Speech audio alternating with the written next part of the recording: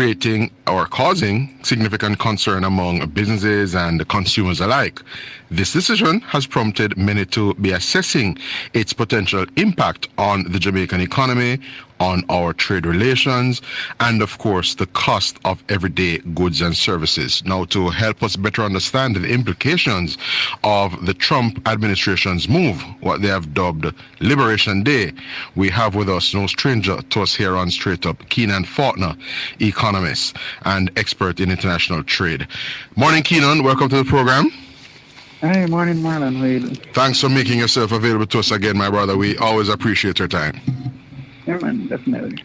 All right, so your reactions, the gentleman Keenan dubbed it Liberation Day. Before you give us the reactions, though, I wanted to, give me your vantage point, just indicate for the benefit of my listeners, what are we speaking to when we make mention of a tariff? What is a tariff? Just define it for them and then give me your reactions to what took place or what was announced by the Trump administration yesterday. So essentially, a tariff is a tax on imports. So it is meant to discourage imports of that particular product into the country by making it more expensive.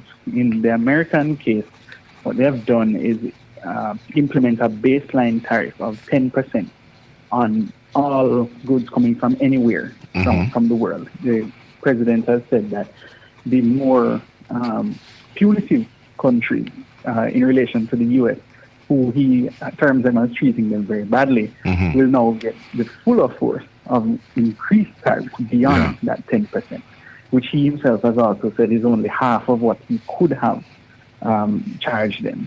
Now, in the whole context of tariffs, it can create a global inflationary spiral because it is making the goods more expensive, and it doesn't matter if it's a final product, it can also be an intermediate good, which is why even if we did not have a direct tariff of 10% on Jamaican exports to the U.S., then much of what we will need to import from elsewhere, manufactured elsewhere, it passes through different stages of production and it eventually comes to Jamaica. We have to absorb those price increases. So despite this 10%, we got caught up in all of that sort of maelstrom that has been happening worldwide. And as a small developing country, we can't set prices. We have to take it as it is.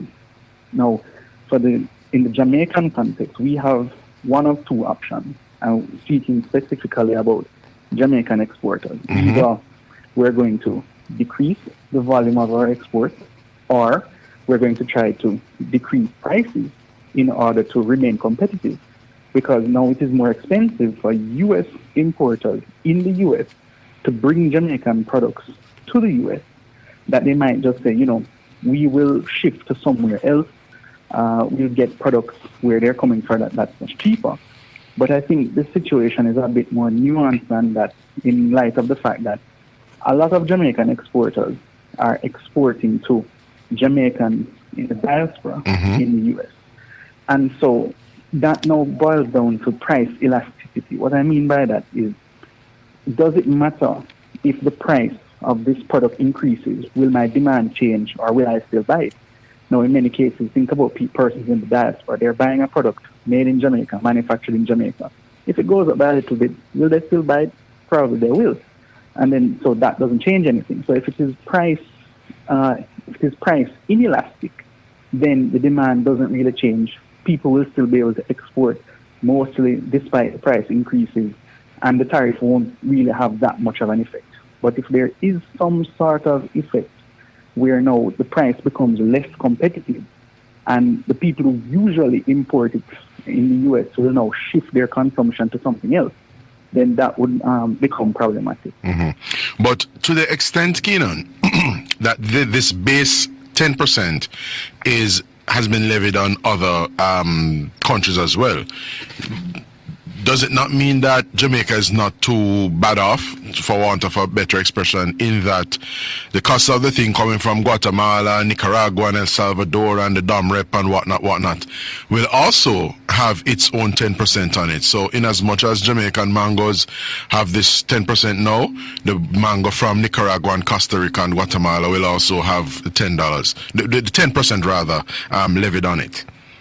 Yeah, I mean, it could have been much worse. I think Trump had initially threatened 20%, and if we are at the baseline and others have it much worse than us, then we still remain fairly more competitive. In fact, it has been said that, well, the idea has been broached that since Jamaica is at 10% and other countries have to contend with exports from their locality being more, then they could just shift some of their operations to Jamaica and export from Jamaica to take advantage of that. So there's that opportunity of strategically pivoting to a country where the regime and the tariff applicable is considerably less than where you were producing from prior to. Right. And given the fact that that opportunity might exist, I mean, it would have existed before in light of the fact that there was previously no tariff for Jamaican exports to the U.S. But it has to be accompanied by other structural changes, other things related to the cost of doing business and ease of doing business that would be able to now attract some of that business to our local shores. So even the whole notion, Keenan, of our SEZs rather, special economic zones, the build out happening on Cayman's lands and in those strategic areas, especially having regard to Jamaica's geostrategic location relative to the United States and of course the Panama Canal. Shouldn't Jamaica be in a position now where it can be making a case and impressing upon partners around the world that, listen, having regard to what our base is, the 10%, and of course where we are strategically located and the special economic zones that we have, this is our value proposition. Come and set up shop and operate here in Jamaica. Yeah, I think that is definitely a possibility. And also, I think it has been suggested by some persons that some goods from Jamaica would actually be exempt from tariffs under the Caribbean-based initiative. So that might present some conflict between Trump's executive order and what Congress decides to do. But overall, the situation, while it is not totally, black or white, there are some areas of gray.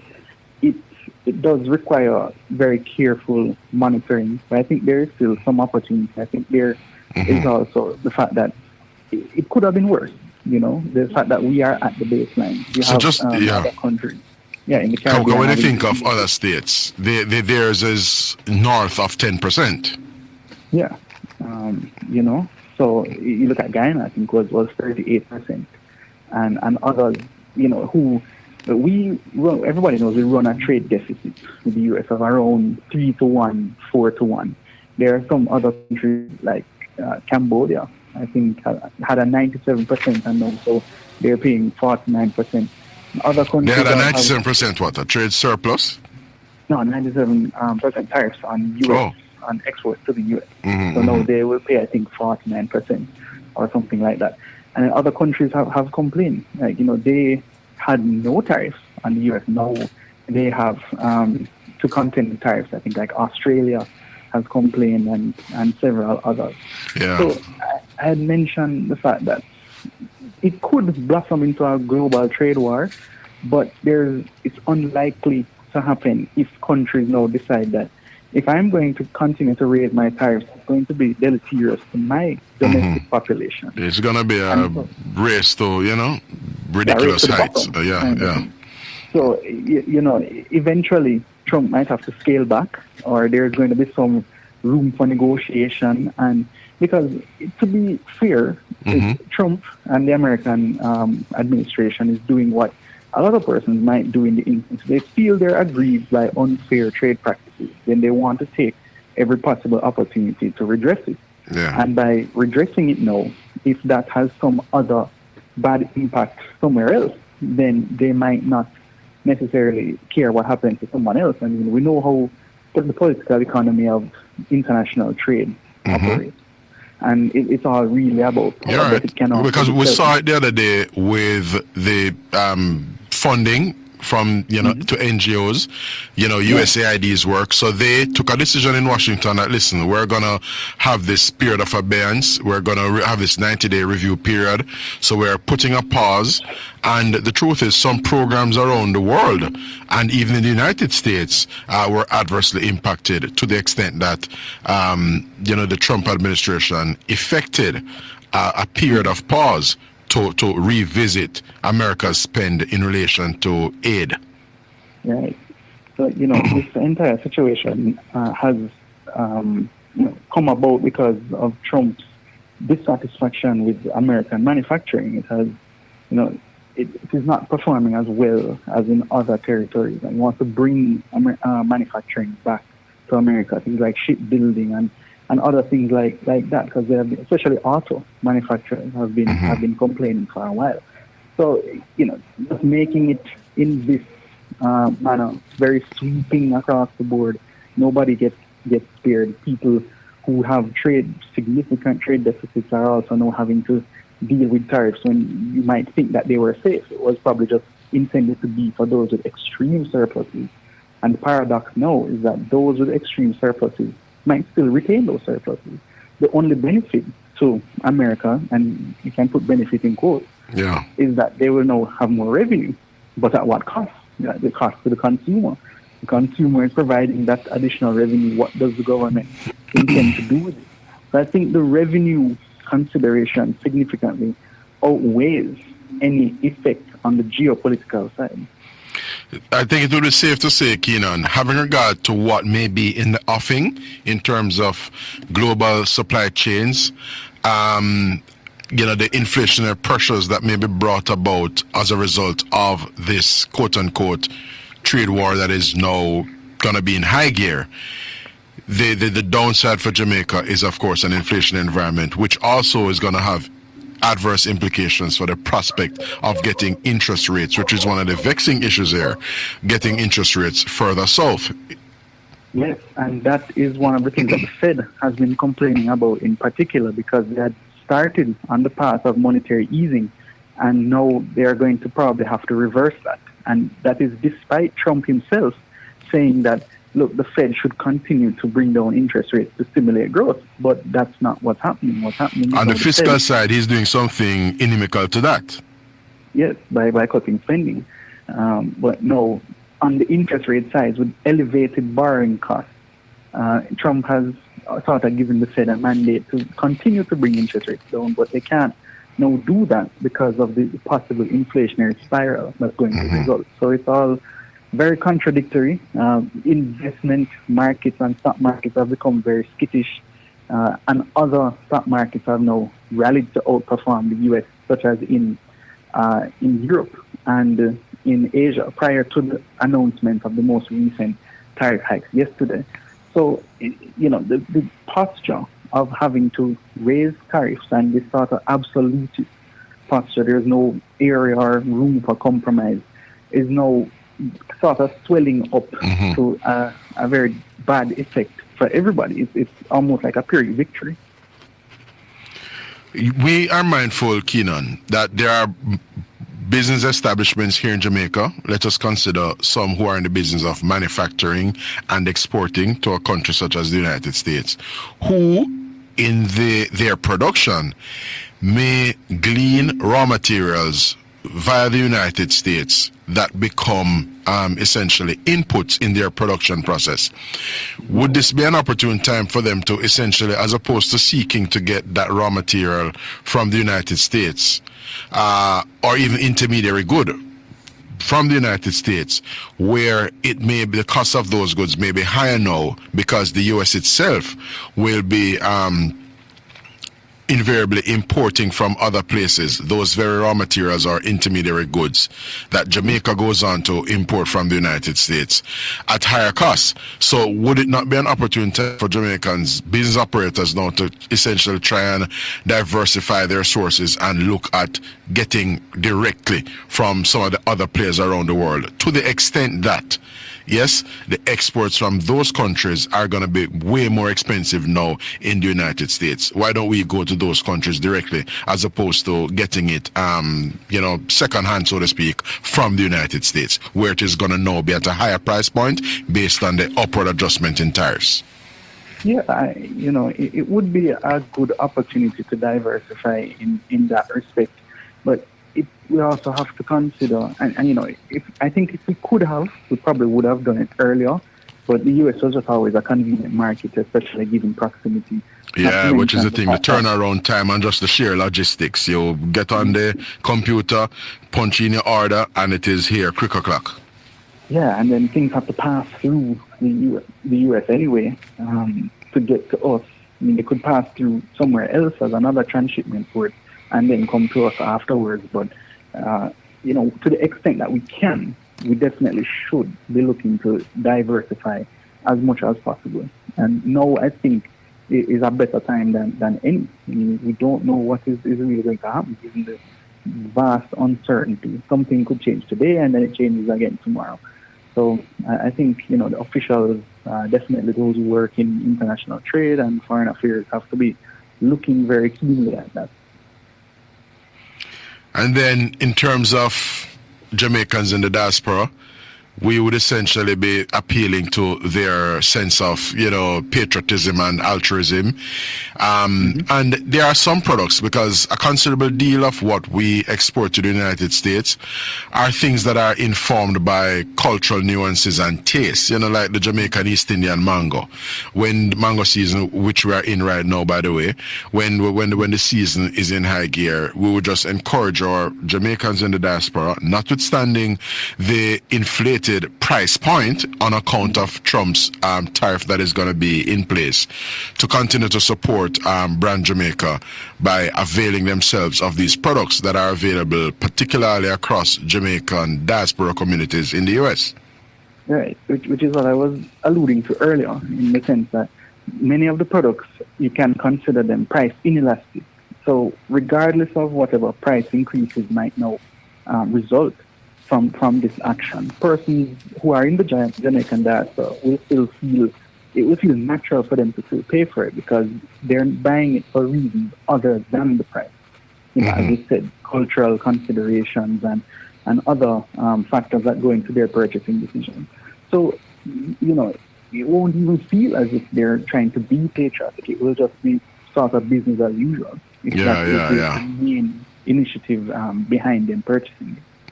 Indeed, when we think of sorrel, we think of inputs into making a fruit cake, the Jamaican rum and fruits, red label wine, for example, the mangoes, as I indicated earlier, ackee, yellow yam, breadfruit, these things that it's always delightful when I'm in the United States and I'm in the store, and for the most part, I'm picking up some of these items because they are what I'm accustomed to using at home anyway, and I would prefer to be making my rice and peas, as I did this past Christmas in the United States, using these commodities that we would pick up on the supermarket shelf here in Jamaica. It's good to pick them up in Queens, New York.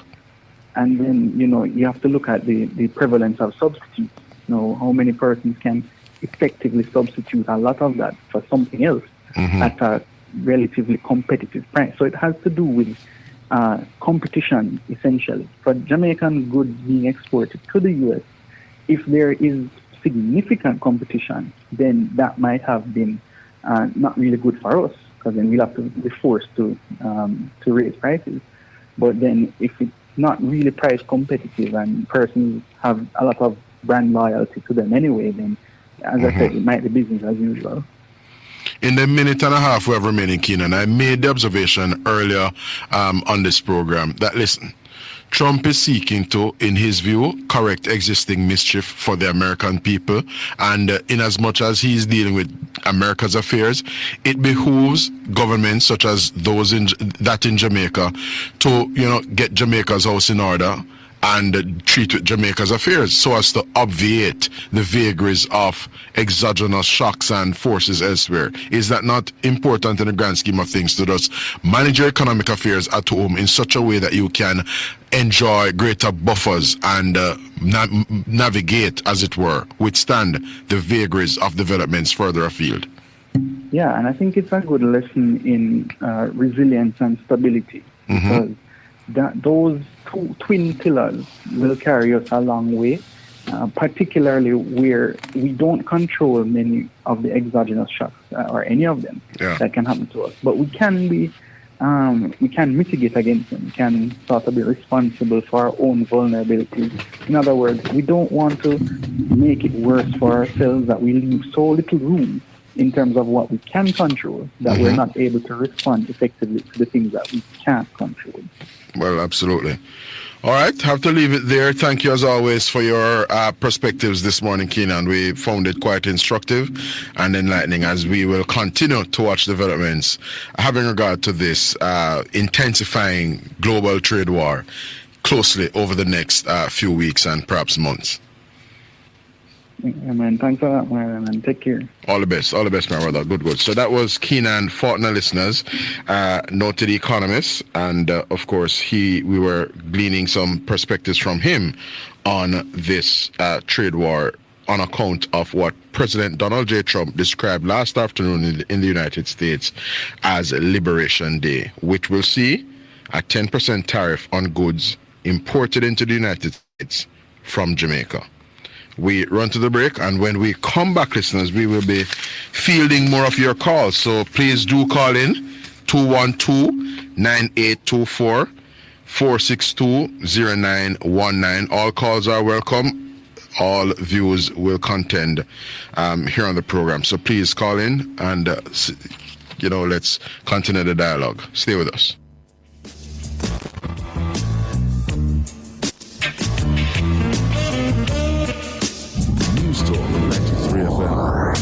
Heard everywhere. 620919. So the lines are available. Do call in and let us discuss issues that you would wish to weigh in on. Whatever you place on the agenda, that's what is up for discussion. So feel free to call in. Numbers again, 212-9824, and there is 462-0919. So you would have heard the discussion just now with Keenan. I had a discussion earlier with caller from, I gather, up in East Rural St. Andrew, Milton, and I made mention of the word stability. And I suspect, based on the call from Mr. Marsh some moments ago, he may be taking issue with my descriptors. And so it would be good to call in and let us continue the conversation, Mr. Marsh. The idea is that the things that I say, I do not say them from an arbitrary place. I say them based on the empirical evidence before us. So it is what is before us, whether we wear a green shirt or an orange shirt, or whether we wear no shirt at all. So now, Jamaica's economy, when we think of macroeconomic indicators, we are referring to such things as inflation, interest rates, unemployment, even poverty, the foreign exchange situation, for example, the stability of the dollar or the lack thereof. We're speaking of foreign reserves, and of course, we're also speaking of economic output. I gather we have a call on the line. Let us take that call. Good morning, caller. Welcome to Straight Up. Marlon, we are going with. I am quite okay, sir. What may I say now? May I watch I heard earlier this week that you had a great time at that event put on by Stacey Knight. You know her? No, sir. Nor do I. Huh? No, sir. The answer is in the negative, not the affirmative. You know Miss Knight? I know of her. She is the PNP's standard bearer designate in St. Andrew Northeastern. I Knight daughter. Yes, man, I know of that as well. So I do not know the good lady, but I gather she will be taking on the Herculean task of trying to unseat Delroy Chuck up in St. Andrew Northeastern. So I heard you loud and clear Monday morning, sir. And as I drove in this morning, I thought of you, and I'll tell you why I thought of you. Yeah. I said to myself that when Africa calls into the program, he is always on a diet of negativity, all the things that are not right in his view and whatnot. And I said to myself, if an individual lives their life like that, where they place in their universe, in their orbit, the things that are essentially depressing or not going right, or the glass being half full, how will they ever seize opportunities that are beckoning and make headway, in my view, in life? How will they? That's what I was driving here to News Thought this morning, and that thought turned over in my head, because I have not. I don't just recall your perspectives when you call. When I am on the program, I note your perspectives and observations when you call and speak to the to Mr. O'Brien when he is hosting the program. It's like you look at Enterprise Jamaica, you look at the things happening around us, and you ask, why so and so, and this so and so, and all kinds of negative things. And I said to myself, then can somebody just really dominate their universe with that kind of approach? So share with us this morning now, which of those things you are seeking to opine on this morning. Well, Marlon, me never got in university in Jamaica, you know. I never got in college. And New Day School alone, me go here. You know New Day School? I know of it, yeah. Yeah, and a grade 8, they expel me here. Yes. Let me ask you this now. From that, me not go no more school. All right, let me ask you this now. Africa, do you have a skill? Can you lay tiles? Are you an electrical installation man, like AC's technician? You have any skill that you could describe as a skill? No, me never get none of that skill. All right, are you not certified then? You're not certified in any skilled area? No. Is there anything that you think you would be interested in or you can do, whether it is in construction, tiling, plumbing work, electrical installation, even driving, for example? A farming we used to do over King's House. You know King's House? Yeah, man, I know where King's House is. Yes. Huh? Yes, sir. Yes, the answer is yes, Africa. One part of whatever we used to use and do farming. And that alone me used to do. And them kind of take out the place now, so I'm not bother with it again. And I'm going back to the question, because forklift operator, for example, these people make good money. Tell me something, Sir Africa. Is there anything you can think of, any skilled area you can think of, yes, in relation to which you may have an interest? You can cook, madam. You can cook. You can do chef work. Road. I sell myself on the road, you know. So that is where you do now. All right, fair enough. Sell ground provision on the road. Very well. Yam and banana, Irish and dashi and all of those things. Very well. I go to town, go buy them and carry them up and sell them. All right, noted. And we knock no one's hustle. Other people may look on people in a disparaging way. I am from a place, that green shirt wearing place, where we value enterprise, we value hard work, we value industrious approaches to life. And so I note that you're in the business of buying commodities, as you say, ground provision, and you put a markup on it, and you make a money, and that's how you provide for yourself and your family, right?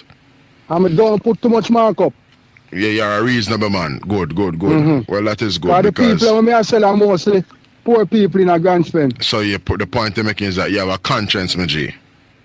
All right, that is good. So the idea, Africa, is that yes, sadly, there are people who, for one reason or another, in your case, you said them did expel you from school.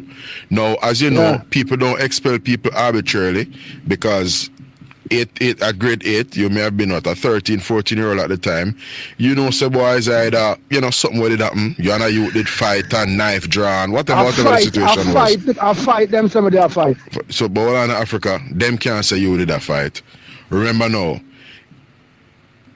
something would have happened that occasioned the expelling. So you're saying the notion of fight, you did a fight, that was a lie on the part of the school administration?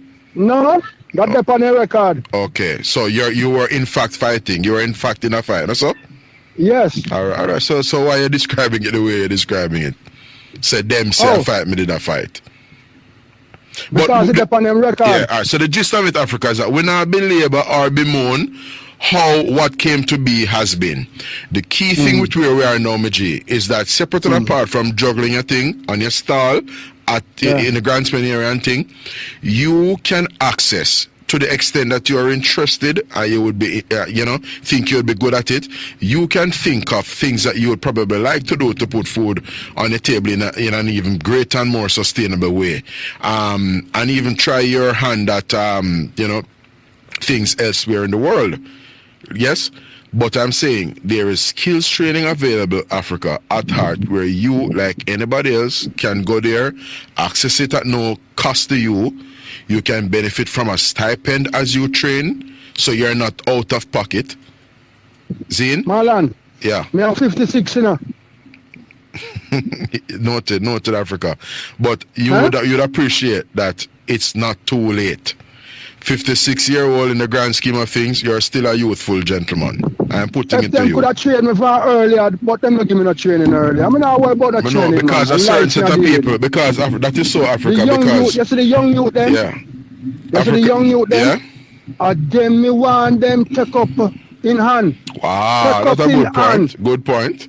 So yes, even if you did miss the boat, and I'm putting it to you that you have still not missed the boat, but let us say, like how you say, even if you have missed the boat, you're saying you want this no generation of youth to benefit from something where you never did get to benefit from in your Yeah, view. me no want them come go through with the way me go through. Because remember in Marlon? Yeah. Yes, them years there, from me get expelled. Mm-hmm. If me never kill like Pele, moon day I start talking you know. That's what I mean, because you would have to use your sense and enterprise for make ends meet and jump around and hustle something and juggle something to get by. And then me could have read little. So me read the Bible and me read certain book, certain history book, and it show me the things them. So me kind of keep myself away from certain trouble and problem. And that make me can do to the attack, yo. Kind of easy out the road there, no, Marlon. Well, that's true, Maji. I understand it fully. I have a clip here of KD Knight speaking in the Senate. That is the same Stacey Knight's father. It would have been good if I had queued it up earlier. I could play it for you.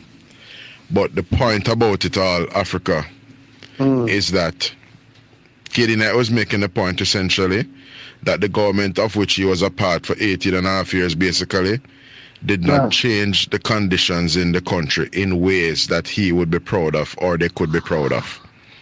I'm putting it to you, Africa, that based on what is happening in Jamaica, we are in a much better place to ensure that more Jamaican youth do not have to go through what you went through. There are a host of programs separate and apart from our education system. There are a host of programs on the vocational education side, meaning skills training. Government is literally paying people to go and get a skill. How we get the youth them involved, Marlon, because nobody youth them knows. You tell me, how do we get them involved? You watch primetime news? You watch primetime news? Yeah. You ever see the advert will come on and say, boy, Heart and Stays an agency when it used to run. Yeah, but you know the youth them watch TV, Marlon. The youth them watch TV. Which is why you know Africa, what the youth them watch, Marlon? Africa, yeah man, we know the youth them have them devices in them on. And Heart has considerable digital presence. So it is That's on when the arts program starts in a Grand Spend. And Facebook, yeah. That's when the art program starts in a Grand Spend. Yes, sir. Yesterday, the manager, what they do was Stella Morris. Me used to be close to them. And you see, forget the people them in the program, you know what we have to do? Yeah. We have to go around to their yard. As a walk around, forget trainees. Go at everybody's yard, talk to them family, make them family know what they want to see them youth. Come out and thing, yeah. And when we see the youth, we talk to the youth. And we get him involved in the program. That's why the Grand Spend, the crime, the kind of water down. Yeah. Well, I'm gonna share this with you, country. Well, Africa rather. I'm gonna share this with you, Africa. At present, Heart collaborates and partners with MPs, for example, and other stakeholders when they have various symposium or fairs, meaning like a job fair or a heart training fair, where them set up something at a community center in a community, and they invite youngsters to come out and sign up for programs. So the people them don't just stay at them head office on Oxford Road. Heart leaves out of the nice air-conditioned offices, and they go out into communities to do precisely what you're saying a while ago, because what you're saying is very spot on. Going to the youth them, which part them there, to encourage them and appeal to them to come and take up the training opportunities. So it's a very good point to make, Africa. And that right, I'm putting it to you is being done. Marlon. Yes, sir. You say if them can't do that? Huh? Yeah. No pay them, man. But them I do it, Because which is what I'm saying. The thing is not inclusive enough. You want it to have additional reach or even greater reach. Yes, Marlon, and some more you talk. You see, hey, you hear me now? Me call you again, yeah? All right, You know, so what do you see you come in front of me style and stand up and look, but you know really hear me still, so, so me you, no you can show up me to Africa, man. Remember say me a all street, right, me next in the time street come, youth, you know. Next time you see you come to me, I hear them, Yeah, man, we're on a top on ours, man. We're in the street youth. We know how people have a juggle to get by. You buy something down a market, you put a little mark up on it and turn it over, and that's how you pay your bills and go buy goods. All right, me get a news this morning with 3 lady. Yeah? Got broke a house. You get the news there? No, I'm not pick up that as it, because one of them are 60 yard, one are 40 yard, and one are 50 yard. That's very old people them there, you know. Them people don't know if look for God remind you know. Just so me say, my virgin. I don't know about something happen for the people them. Stop check on certain things and stop do certain things, sir. Stop really negative on the criminality. Social program. Want to the social program for the old people them. There are a host of social programs. In fact, there's a social pension that has been created for seniors, because as you know, Africa, sadly, some people have them children and them children end up coming out quote unquote worthless, not take care of them, not turn around, look on them, and therefore them just dead as elderly people are bata. And that is why those people who don't have no pension and no formal support, those people are essentially benefiting from what is called a social pension, Meji. But you are going to brought to you courtesy by Andrew Wellness. Enough of these old people, them now illiterate, they know illiterate enough to get to them program there, you know. So it still needs somebody to come round to these people, check the yard, them check on the old people. Them, you're all right, Miss D? Good point. Because a colleague of mine shared something with me the other day, Africa. The colleague shared with me, Zine, that one of the things she does as a representative of people is to drive around with NHF and JADEP application forms in her vehicle, so that when she come across an indigent, vulnerable person, somebody who needs support and needs to be pointed to areas where they can get assistance, she literally could take it upon herself and sign them up on them something there. So I understand fully what you say. These people now left, come out of the yard, go to the office, them don't even know nothing, my virgin. So you have to go to them where they are. Yes, my virgin. Yeah, Marlon, good to be here, yeah? All right, always good to be here. Respect Africa. Thanks for your contribution this morning, my brother. All right. Good. Big up yourself, and we're going to run to another call here on Straight Up.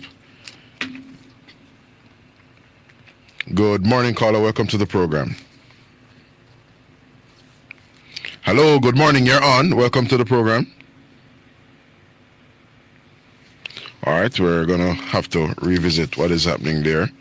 I mean, Africa makes a good point, because Heart NSTA Trust listeners, as is the case with many government-related initiatives and programs, they're on social media platforms, they're in traditional media, you see adverts in the newspapers, you see ads on TV encouraging people to sign up. The Prime Minister talk about it in a budget debate, those kinds of things. I am talking about it here on radio, but we know that for some people they end up missing the messages, and that's why in your little neck of the woods, if you can point a youngster to the training thing, as I was suggesting to Milton, who is being recalcitrant, you should nevertheless take it upon yourself to point young people in the right direction. Morning, caller. Welcome to Straight Up. Morning, Mr. Senator Marlon. Morning. Yeah, morning, my brother. I was somewhere not too long, about half an hour ago, having breakfast. I was somewhere in a restaurant not too long having breakfast. Yeah. And it was, person was playing RJR radio station. And that gentleman from PMP HQ, named John. Yeah. Man, the host.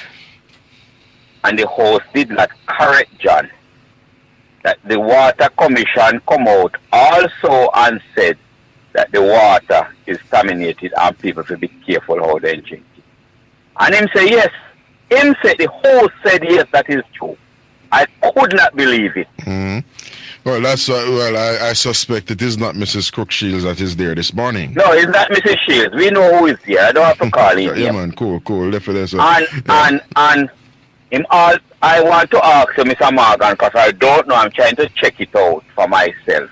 The Prime Minister went somewhere into St. Mary and Mr. Matthew Samuda. Last Friday, they went to a community called Mason Hall in Bobby Montague's Western St. Mary constituency. St. Mary Western, rather, constituency. I want to ask you something, because you're more closer to things more than me. What's that? After when the Prime Minister left last week, him and Matthew Samuda, the pipe them remove? The pipe are very much in place and water is very much in place. What they did is that the demo system, when they're doing the commissioning of water systems, pardon me, when you're having the commissioning of water systems, caller, what they do is essentially demonstrate that the lines are in fact charged and they demonstrate the water run. So that is what is turned on. Either a hydrant, either a fire hydrant is turned on, or a demonstrating water system, which is what was used in the case of Mason Hall. They didn't use a hydrant. John also tell the host this morning. Hello? Yes, man. John also tell the host this morning that is a disgrace on Andrew and Matthews walking around. And then after that they remove. And the host also answered, said yes. You know this propaganda, that no wonder why them all exist for so long and losing money. Because people doesn't waste time to listen to them anymore. Because they do not carry the truth, and when people come and carry mis-story, then do not I share some with you. Who is this again? Is this Carl? Carl, man. Yes, man. Watch me now, Carl. I had a call earlier where Mr. Marsh, my good friend, indicated that I'm telling lie and mislead people and whatnot. Marsh was not able to do what you have come here and do and have done, Carl. You have point for point brought the falsehood to the attention of the public, and you have itemized it and drawn attention to it.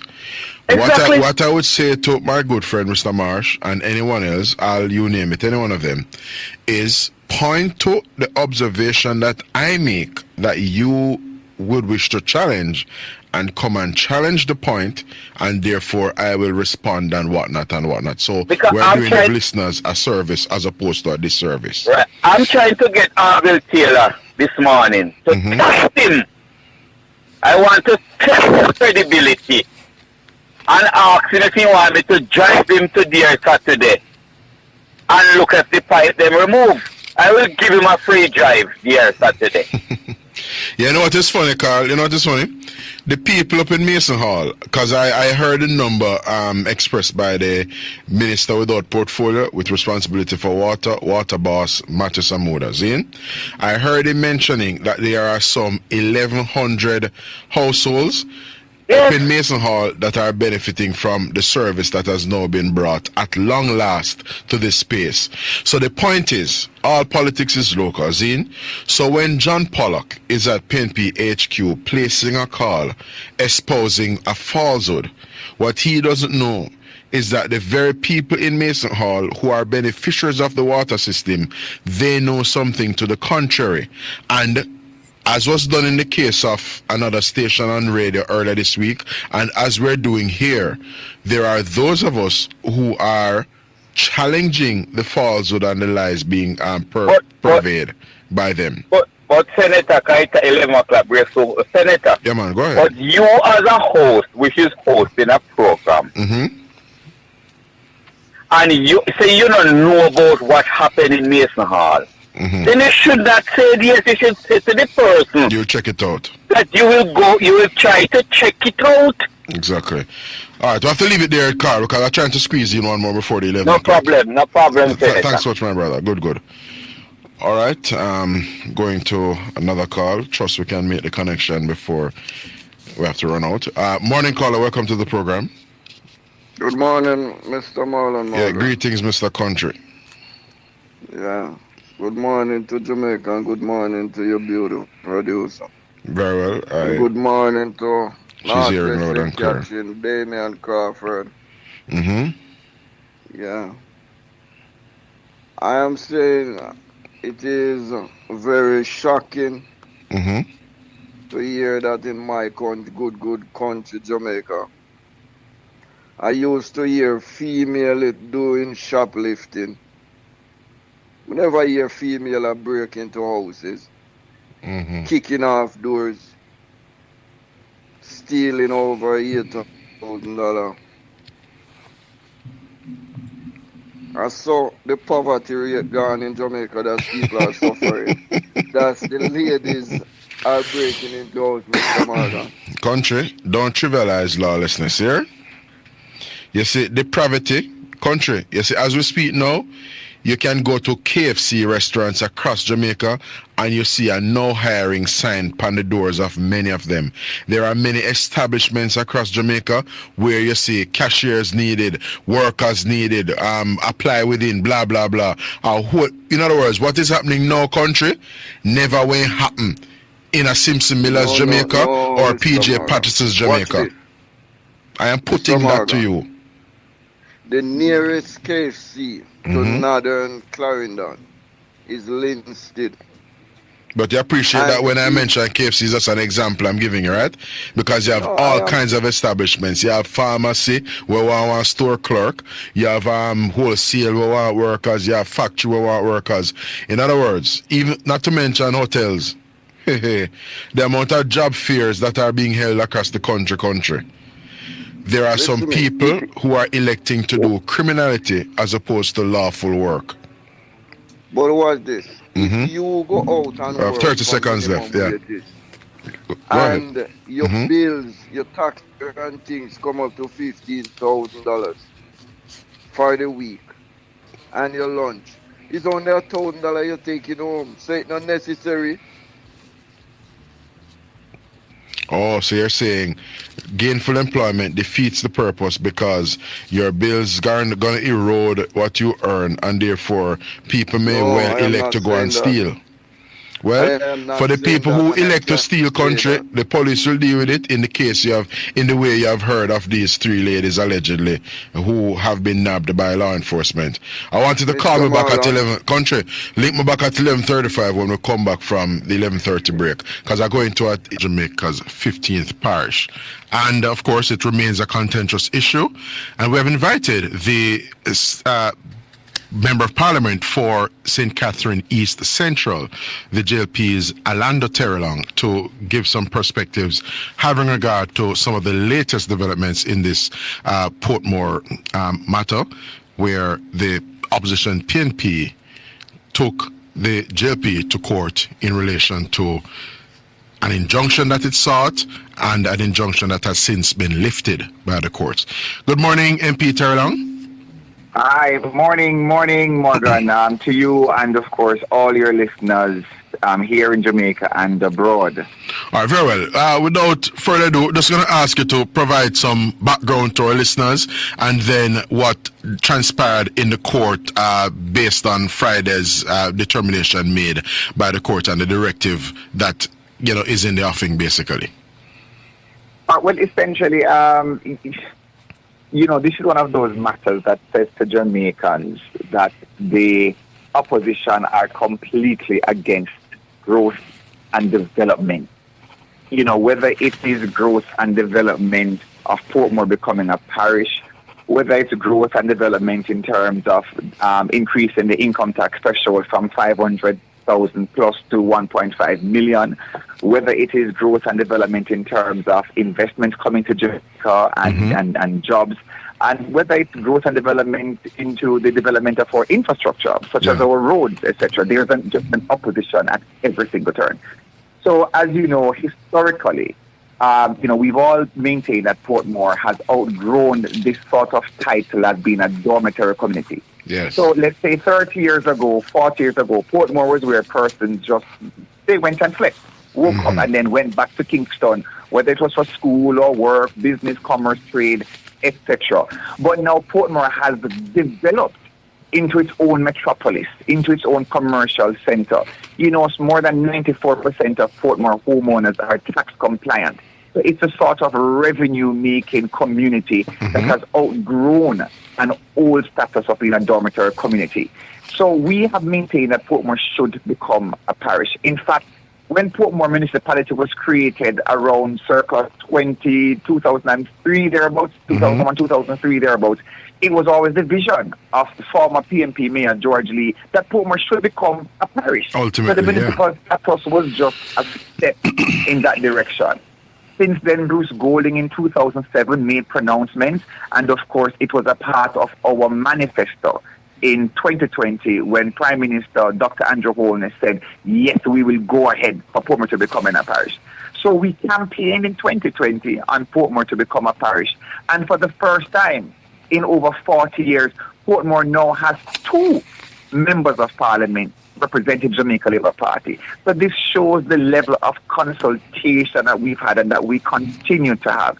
In 2022, the Ministry of Local Government was in direct discussion with the ECJ, the Electoral Commission of Jamaica, discussing the planned parish boundaries and also the different steps that the ECJ would have to take as it relates to any constituency boundaries that would need to be adjusted. Yeah. So to my surprise, the PMP came out and they talk about, we don't want Portmore to be a parish and they're going to fight it in court.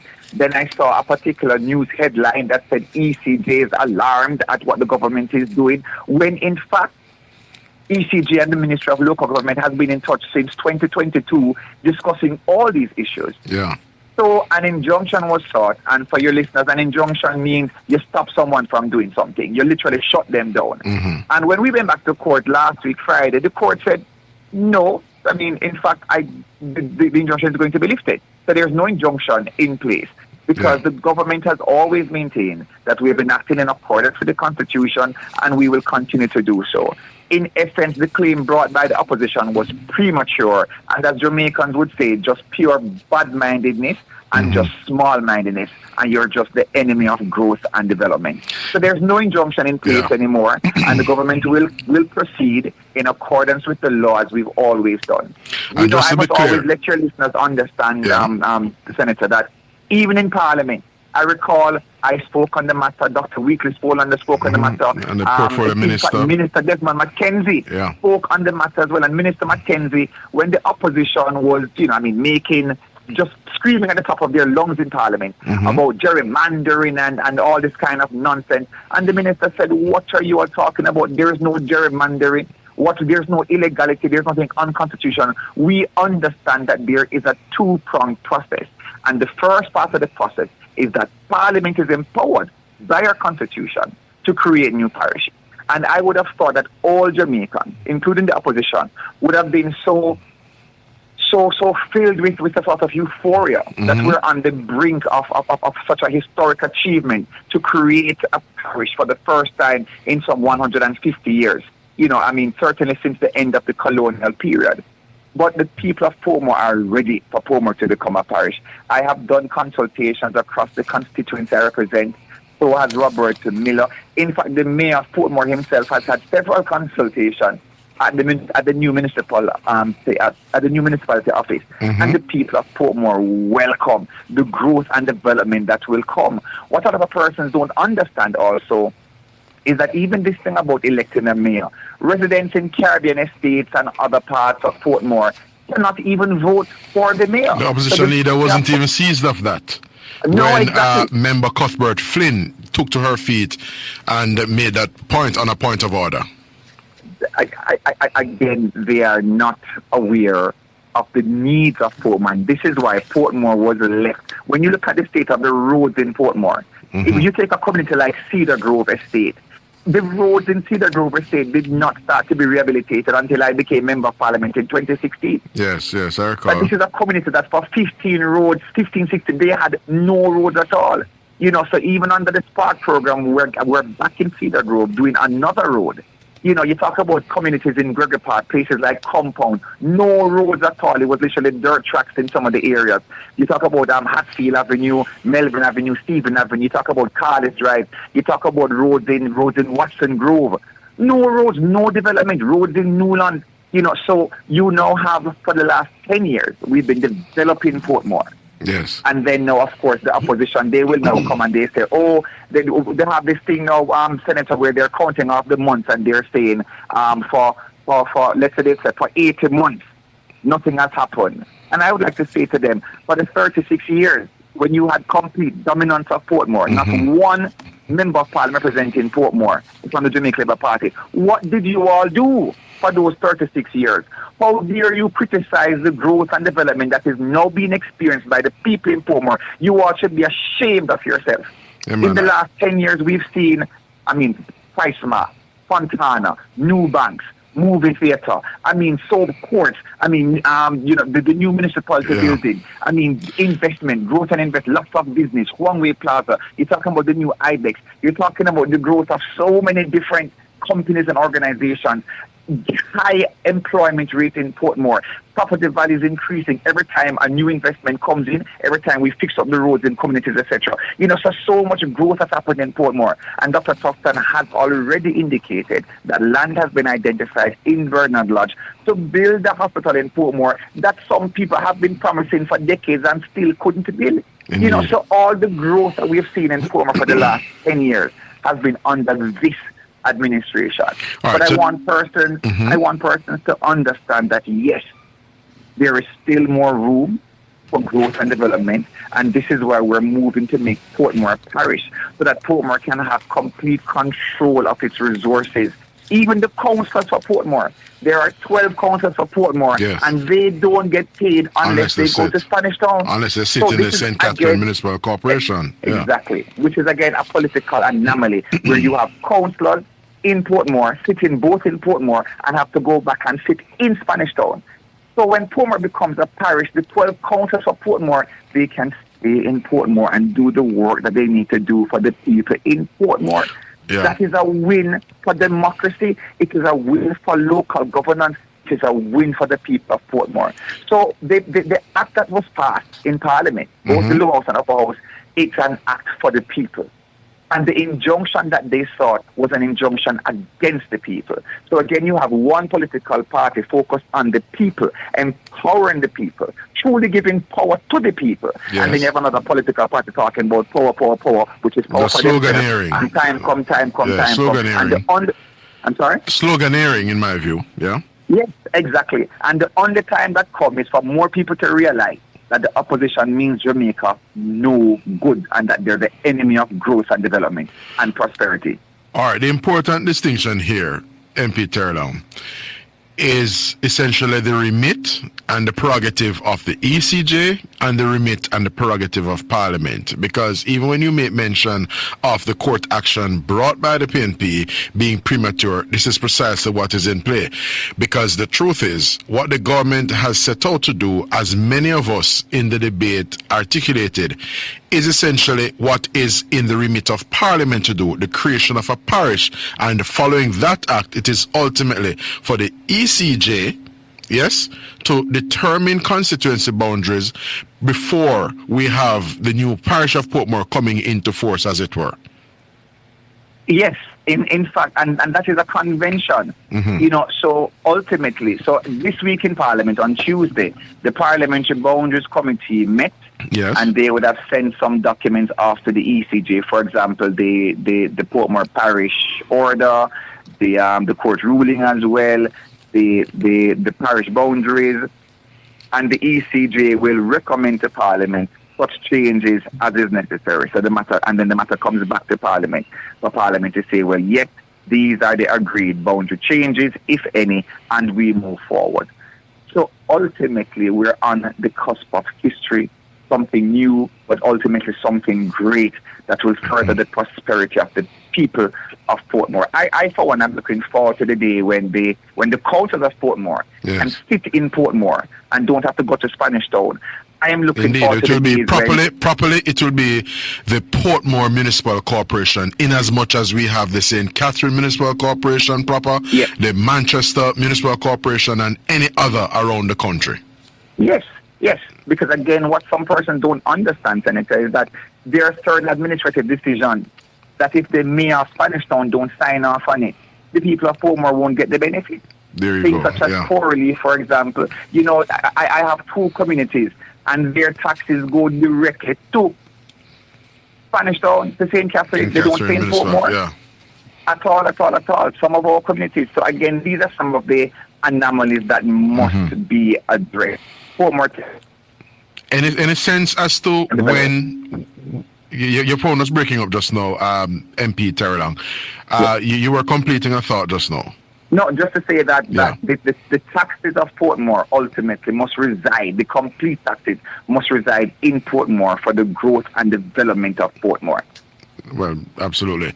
Now, as it relates to the ECJ and the determination of constituency boundaries, because that we gather, and onlookers can detect that has been the gravamen of the controversy here, the whole issue of constituency boundaries and how constituencies will be impacted. Is it envisaged that we are likely to have the constituency boundaries determined? By when is it envisaged that we are likely to have those boundaries settled on? To the extent that we can say it is envisaged to have it settled by a certain time. Again, that is a matter between that will relate to the discussion between the ECJ, the Ministry of Local Government, and getting back to the Parliament of Jamaica. What I will say though is that, which is why I prefaced it earlier, since 2022, the Ministry of Local Government has been in discussions with the ECJ, has been sending them the maps, the decisions, and other documents, etc. So they have been in discussions. In fact, the technical teams should have met by now. Certainly, I saw between October 2022 and January 2023, certainly I saw several correspondence between 2022 and now. I've seen several correspondence between the ECJ and the Ministry of Local Government, including the request for technical teams to meet.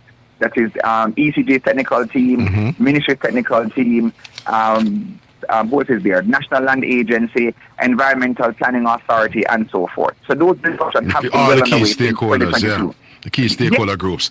And then finally, MP Terrelong, the whole business of consultations, because I have detected an attempt at a narrative to suggest that there was no consultations, and at least hide behind, party supporters, in that they know that having polarized, they being the PNP in this case, in my view, having gotten this issue to the point where it is so polarized that it is essentially one set of Portmore residents in terms of political party support being pitted against the other. But as far as the select committee in Parliament is concerned, share with my listeners on the question of consultation that undergirds this whole effort of making Portmore a 15th parish. So before I even go to the consultation, I'll preface it this way. Yeah. There was extensive consultation. There was a parliamentary committee that was formed in 2020, in 2021. Was it 2020, 2021? I can't recall the date. It was November. And that parliamentary committee would have met. We had extensive consultations. Residents would have submitted reports, etc. It was covered by the media as well. We also had consultations within the constituency throughout that time as well. The Prime Minister himself came over on 2 occasions. There was a town hall at Hart. Yeah. There were meetings with different groups of persons, etc., civic groups. Again, just general consultations happening, including at the municipal council building itself.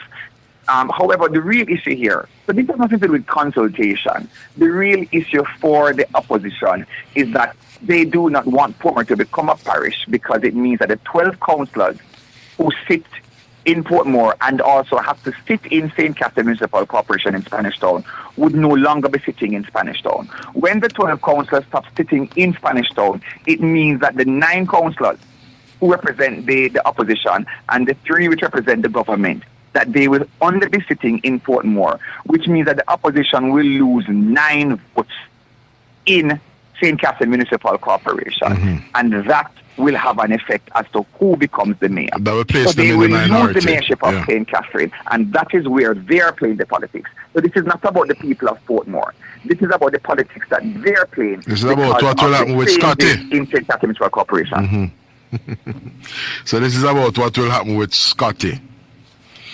Whatever the mayor's name is, my thing is, what I want people to understand is that this is not about the people of Portmore. This is about an opposition party being power hungry, and they would rather not see the growth and development and the benefits that will come to the people of Portmore because it changes the dynamics of the politics in the St. Catherine Municipal Corporation. MP they lose 9 votes, and that is unfortunate that anyone would want to play politics like that when the Prime Minister has already outlined a plan for the growth and development of Portmore, for Portmore to become the Silicon Valley, a technological capital in the Caribbean. Can you imagine the jobs that will be created, the growth, the investments that will come from it, personal wealth? People, I mean, listen, it is phenomenal. And that's the productivity. Many will be closer literally to where they are domiciled. You work and operate closer to where you are domiciled. You know, we've already seen that, and I'll share with, I know you have to run soon, but I'll share this point with you. Yeah. We can either have a government that is going to have a so-called climate change park, which is really a dust bowl for 13 years, or we'll have a government that is making an investment of $4.2 billion and creating one of the best resilience parks in the Caribbean, in the Western Hemisphere, in Portmore. That is how you decide, who do I vote for? What is the difference? What separates them? And I tell people all the while, all politicians are not the same. All political parties are not the same. All governments are not the same. They are not us. They are not like us. We do not believe in dust bowls that just stands here causing people to suffer from asthma, no growth, no business, no development, no investment for 13 years. We believe in ensuring that we have a stable economy so that your tax dollars can now be invested into the country, into your communities.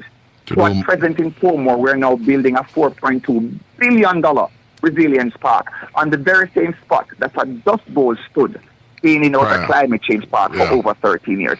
That is how you recognize who is truly for the people and who is against the people. All right, have to leave it there. Well, I want to thank you for your insights, particularly as it relates to that recent judgment or ruling rather of the court, not judgment, but a ruling in respect to the injunction brought by the PNP against, the efforts to facilitate and undergo this process of making Portmore the 15th parish. That's quite fine. You're welcome, and all the best to you and your listeners. And just to note that the matter is now with the ECJ following the decision of the Boundaries Committee at Parliament on Tuesday. Take care. All right. Thank you so much, MP Alanda Terlong there, the Jamaica Labour Party Member of Parliament for St. Catherine East Central. We're going to take the break and come back from the break with more of your calls, listeners, as we head up to midday on 212-9824 or 462-0919. Stay with us. We go to the break and come back moment. On 29824 or 462-0919. Good morning, caller. Welcome to the program. Yes, sir. Well, welcome back, country. Thanks for calling back. What I was finishing up on. Yes, sir. For you to live, Northern Clarendon was, and it is still, a farming area. Yes, predominantly a farming community or constituency. Yes. Yeah. And planting sugarcane. The sugarcane was the mainstay of the Clarendon. Local economy there. Yep. and Northwest St. Catherine. And under your government, sugar cane is dead. As it should What be. Worthy Park? As it should be. Park Estate does. Sugar is no longer globally competitive as it used to be back in the days of the plantation economy. There are things that happen the world over country that Jamaica has to be mindful of. First of all, there are a host of other strategic sectors and production initiatives that Jamaica should be seeking to carve out a niche in. Yes, relative and more so than sugar.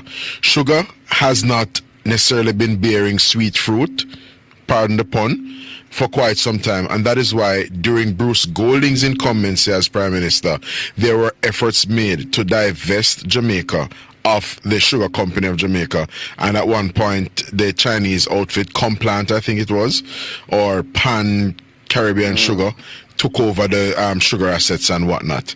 That is not something for us, for taxpayers of Jamaica, to have been saddled by, sir.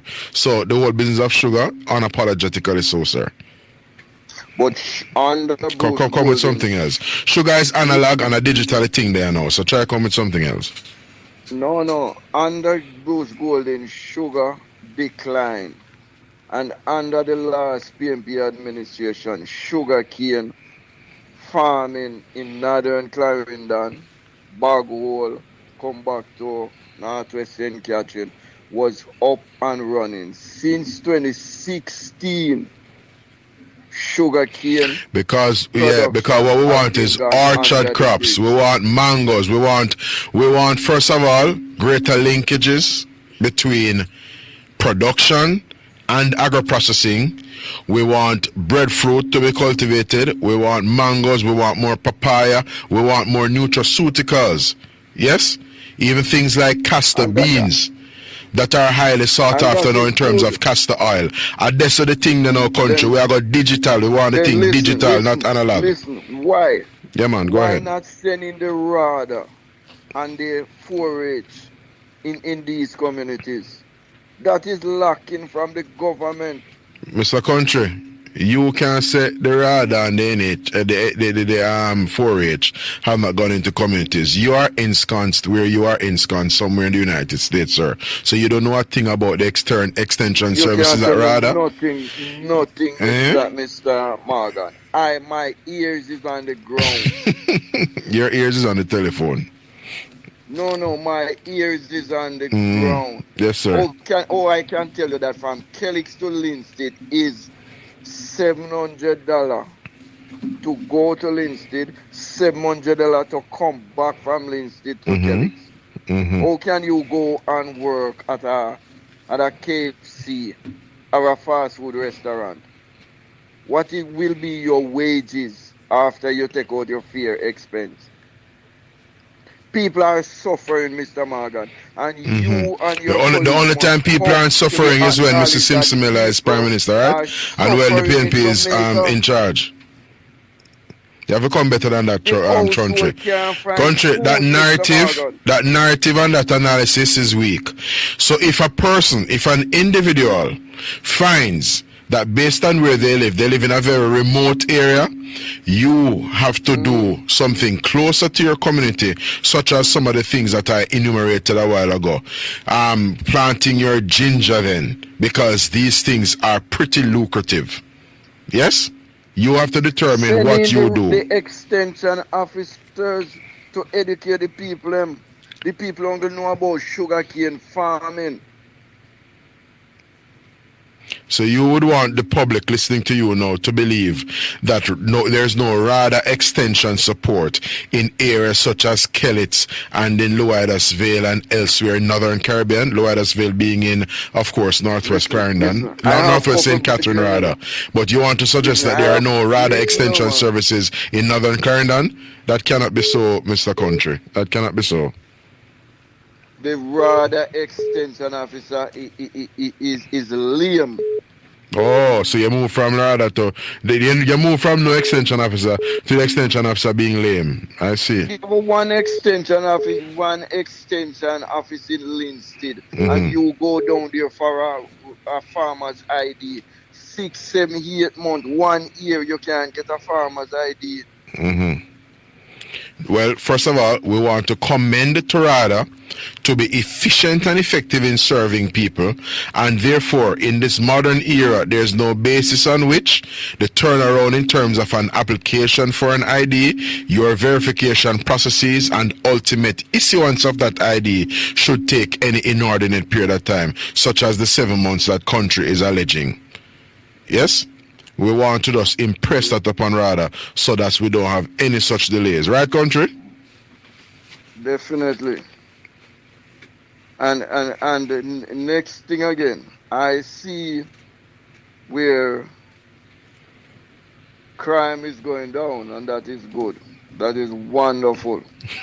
But let's hear the but. Let's hear the but. Yeah? But.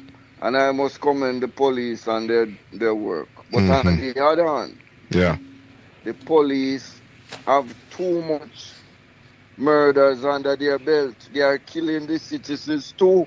Country, we have to be very responsible. There are other commentators who are so, reckless and irresponsible that they do not do what I am doing now. It is inappropriate to say the police have too much murders.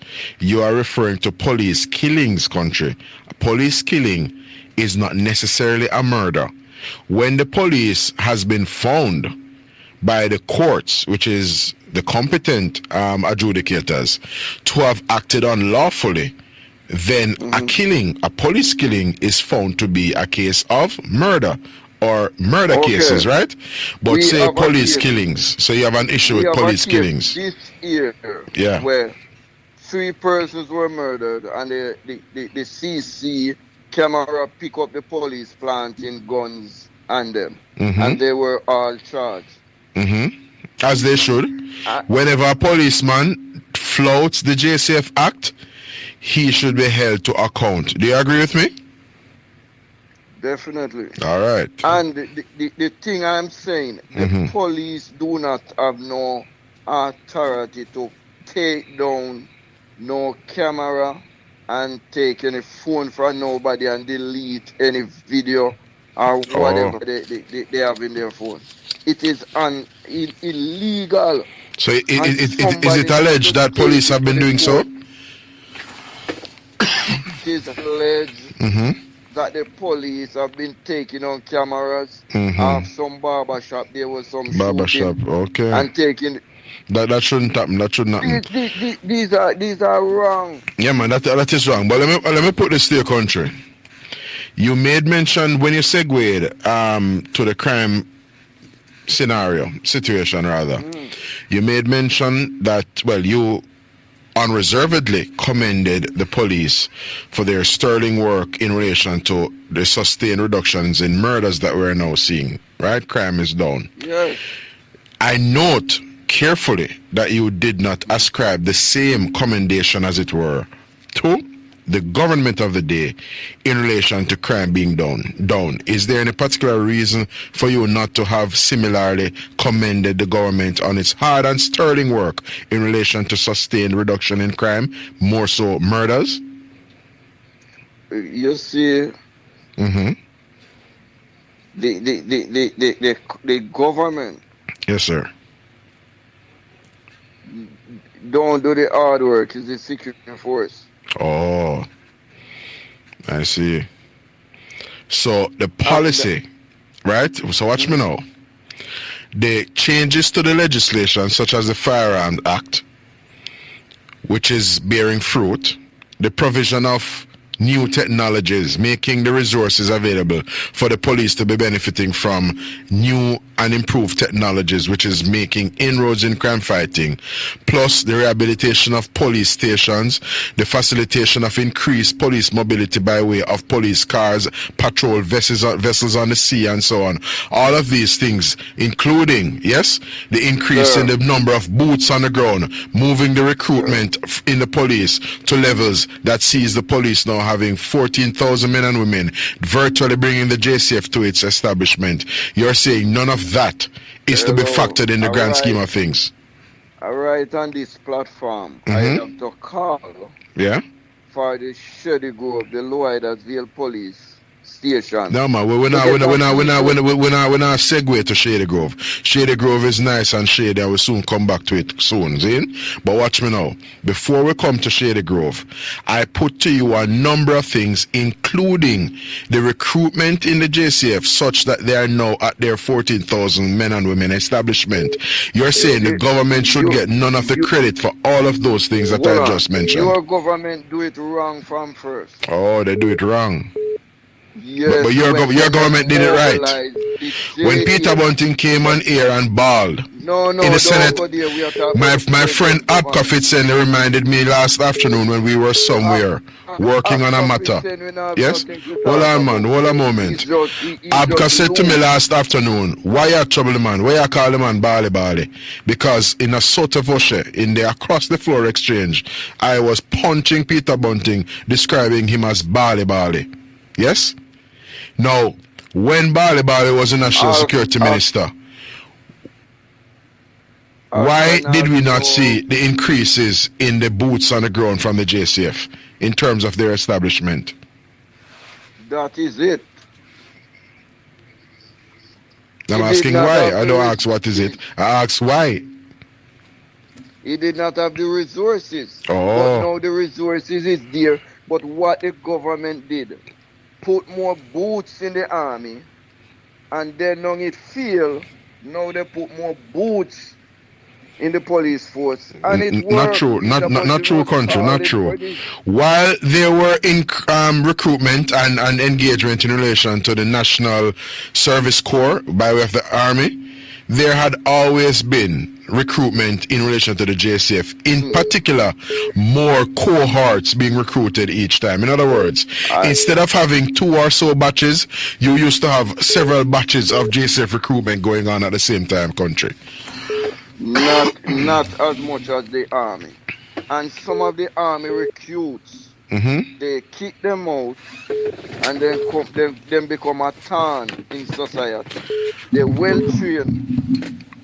I don't remember a couple of years ago, maybe about years ago, a detective mouth was shot out in Linstead.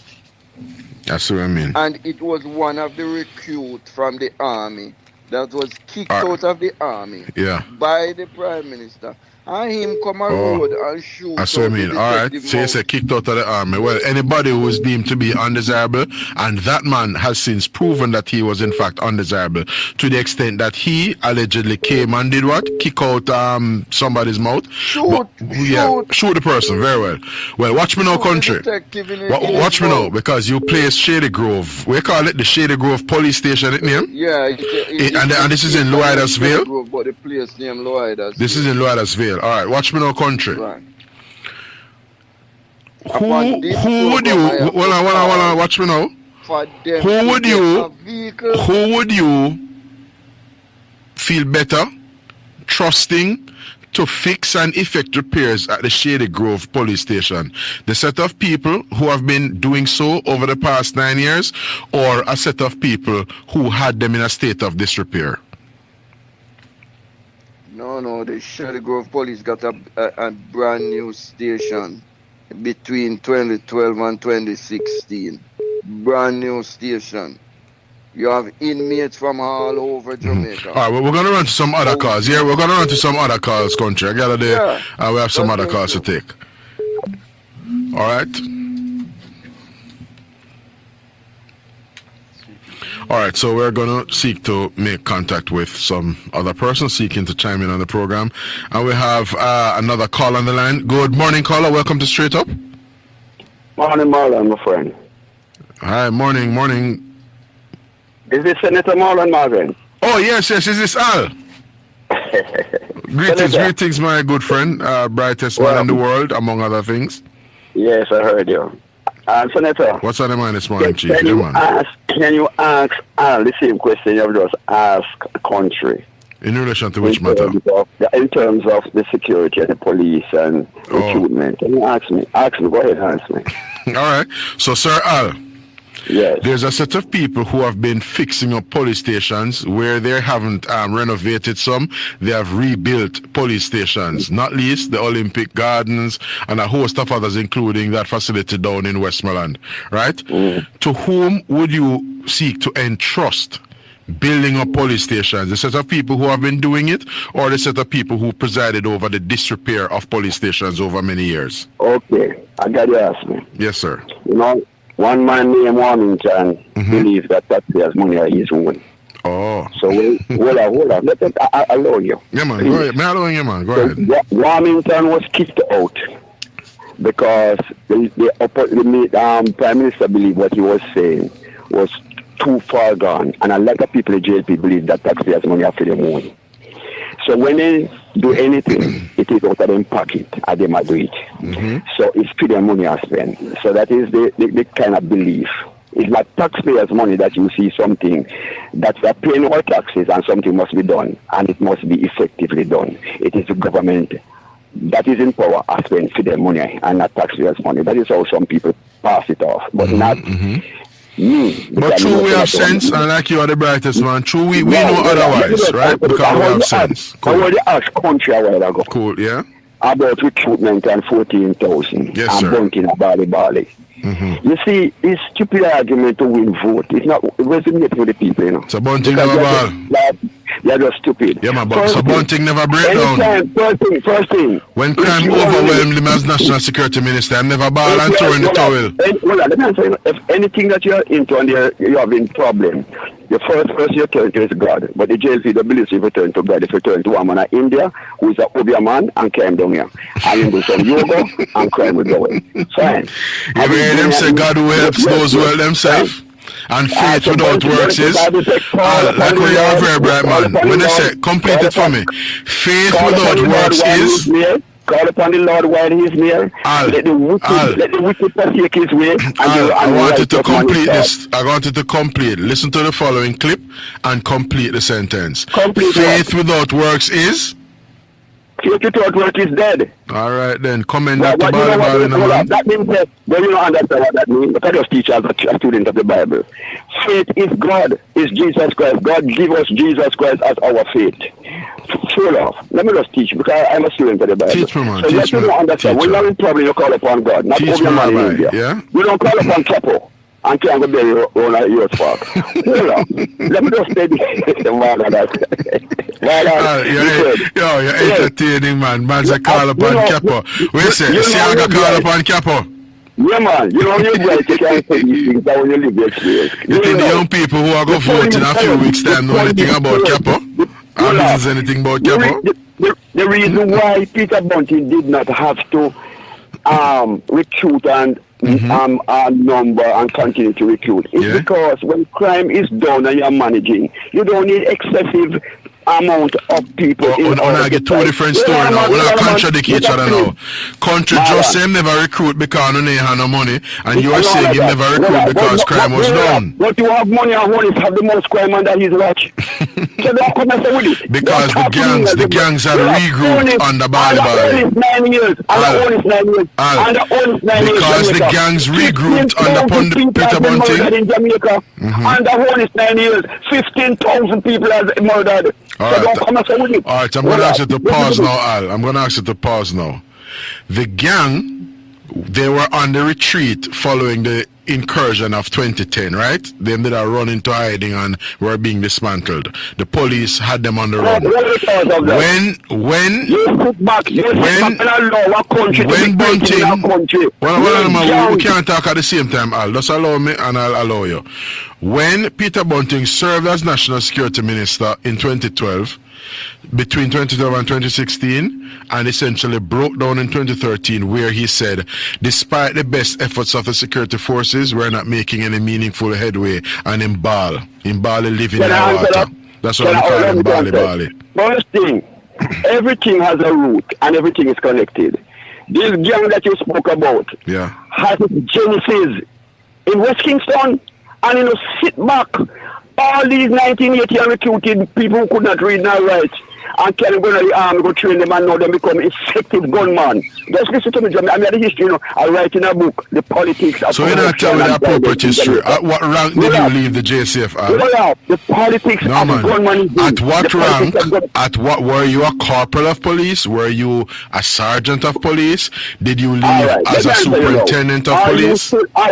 You're not operating out of the Ministry of Education, but are you now advising? At what rank? Hold up. Are you now advising a particular minister? Because the minister this morning told me that you are his advisor. Watch me now. At what rank? Hold on, let me answer you. I advise all Jamaica. I don't advise minister only. I advise all of Jamaica. This minister told me that Marlon is one of his advisors. Is that true? Marlon Morgan is an advisor for the entire Jamaica. No, you advising this particular minister. I advise every minister, but I'm responding to you, my friend. I advise every minister. Every minister, many pastors in the church? Even them too. Marlon, at what rank did you leave the Jamaica Constabulary Force? We're going to get to the genesis of crime and gang and enforcement and gun running and drugs running and drug pushing and international terrorist organization that infected North and South America and Europe and Asia. You don't want to get back there because you know that you're talking to the man who was intelligent at his fingertips. But That's right. I heard you with this fool argument. When crime is done, you don't need excessive policemen. Because following that logical, when crime is done and you take your foot off the pedal, when you take your foot off the pedal, aren't you facilitating conditions where the criminals can regroup and then start to outwit law enforcement? Let me tell you what happened. When the JLP came to office the first night, there was a brown man up by right in front of King's House Road. I don't know if you watch him, with a gun, terrorizing motorists who was going to Papine. And he was doing so because his party came to power. And a lot of people believe, down a flanker, that Dr. Chang is not the minister and can do whatever they do and inform themselves it took Chang to take over the country. That's the genesis. Let me just educate Jamaica. So when your party is in power, as one man, a deputy commissioner of police told me on radio, that the one other gang. I'm gonna give you two numbers. The one other gang. The commissioner of City Bailey. We have to run, Al, but I'm gonna share two numbers with you, two figures, right? One other gang. Before we come to one other, I could just put in this order. In 2016, police intelligence suggests that there were some 350 active gangs in Jamaica. Here in 2025, police intelligence suggests that there are 100 active gangs in Jamaica. Can I answer that? You know that number? Can I answer that? Answer it in 30 seconds, because I have to close out and then close the program. I answer this way. 30 seconds, go ahead. If you know the amount of gang, and Dr. Chang said that 200 odd guns were coming to Jamaica every week, why do you not eliminate all the gangs? Why are gangs still existing? Because eliminating gangs are a process.